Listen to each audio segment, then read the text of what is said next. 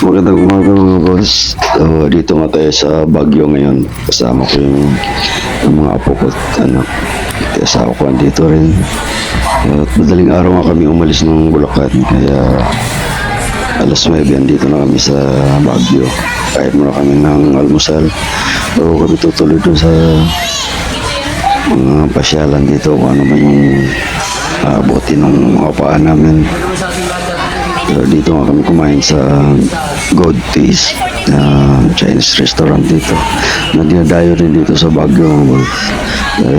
Mura din ang pagkain dito. Ayun, si-serve na yung robot. So kakain muna kami ng almusal, tapos gala na kami. Pagkatapos na kami sa Baguio, naisipan namin din ng pupunta ng Atok Benguet. Kakayanin yung mga katawan ng sa ngayon, dito muna kami matutulog sa Baguio. Siguro kinabukasan sa kami pupunta ng... Hi guys! Welcome back to part 2! So tapos na magpa-picture. Lakad-lakad lang muna tayo bago punta sa iba. Lakad-lakad muna. Baba ka muna. Ikot-ikot lang kami. Vlog yung papa, yung lolo ko sa phone niya. Purpose. Mula kami dito. Pupunta kami sa house. Naman siya. Ayaw po. Puno. Hangin. Sobrang hangin. Lamig.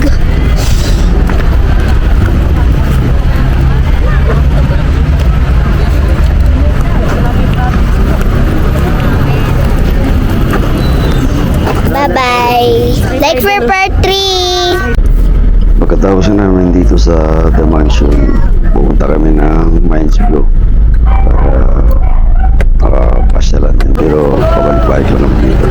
So dito na ako ng mga bus. Dahil maraming tao, maraming cellphone dito. Hindi kami makakapunta doon sa baba. Kaya saglit na kami dito. Pupunta na kami ng Good Shepherd. Bibili ng konting pasalubong. Tapos namin sa dito na kami mga sa Good Shepherd. Punta na kami ng Good Shepherd. Bibili ng konti. Kasi karoon din kayo bumalik dito. Hello guys! Welcome back to the vlog!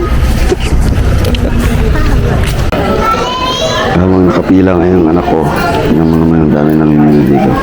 So, lakad-lakad mo tayo dito sa magandang view dito sa Good Shepherd. Dahil hindi na kami nakapunta doon sa Mines View. So, dito na lang kami sisilip. Maganda din naman ang tanawin dito at hindi masyadong maraming tao. Dito lang naman. Parehas di naman makikita natin dito at saka doon. Ayan. May ano pa oh?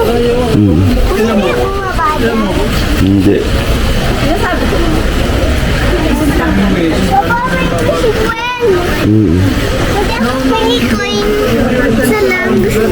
Wala akong dalang. Yan ang gabi yan. Kailangan mo natin magtanggal ng lamig. Dahil medyo malamig din talaga dito sa gabi. Kaya pumili tayo na may inom natin doon. So, solo lang tayo. Kailangan natin painit ng katawan bago tayo matulog. So, dito kami nakatira ngayon. Medyo malaki-laki din itong nakuha ng anak ko. Dito. Kaya tagay mo tayo konti. Kinabukasan nga linggo. Kaya yan, nagipad kami dito sa papunta ng Grotto. Dahil malapit lang kami dito ka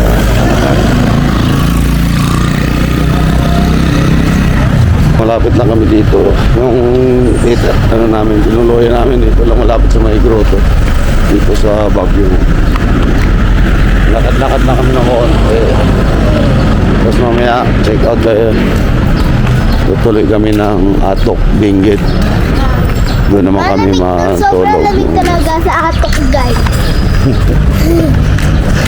Mas nandito na tayo kaya Malamig pa kasi sa samantalahin na natin. Mga kulang 2 oras pa daw ang biyahe doon. Pero punta namin.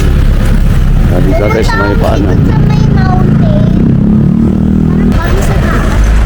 Mauna na yung misis ko tsaka yung sa anak ko. Nanay nito. Ay, na kami. Doon na sila. Na kami, guys. Doon na ka. Akit tayo. Eh! Una. Magdasal lang tayo sa taas. Tapos